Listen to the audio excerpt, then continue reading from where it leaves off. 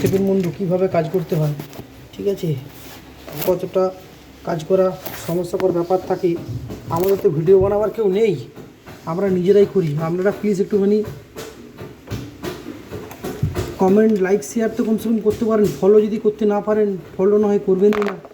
আপনাদের ফলো যদি ভালো না লাগে ফলো করবেন না, কিন্তু লাইক কমেন্ট তো করতেই পারেন। কী পরিস্থিতিতে কাজ করতে হয় দেখলে বুঝতে পারবেন, না দেখলে তো বুঝতে পারবেন না। দেখুন কী পরিস্থিতি আছে, কীরকম জায়গায় কাজ করতে হয়।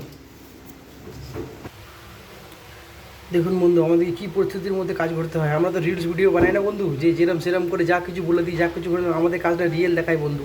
এটা আপনারা হয়তো ভাবছেন ইনি কী বলেন, কী বারবার করে ভিডিও আছে, কী দেখছে, কী ব্যাপারটা সেটা না। দেখুন আমাদেরকে কত কষ্ট করে কাজ করতে হয়। আমি এখন দেখুন ঢুকে আছে একটা টেবিলের তলায়, একটা অফিস। দেখুন একটা টেবিল, ওইটুকুনি ছোটো টেবিল, তার মধ্যে তো এই কাজগুলো সব হচ্ছে, ঠিক আছে। এই দেখুন, এটা বলেছিলাম সেই পপ আপ বক্স দেখিয়েছিলাম, ওইটার লাইন, এটা একটা এলইডি লাইটের চোখ। এখানে দেখুন এই বোর্ডটা হয়ে গেছে কমপ্লিট, বোর্ডটা ঝুলছে। এতক্ষণ ধরে কানেকশন করলাম, করে আমি এটাকে এবার ফিটিং কমপ্লিট, সুইচ বোর্ডটা আটকাবো। আমি এদেরকে দেখাতে পারলাম না, এতদূর দেখালাম।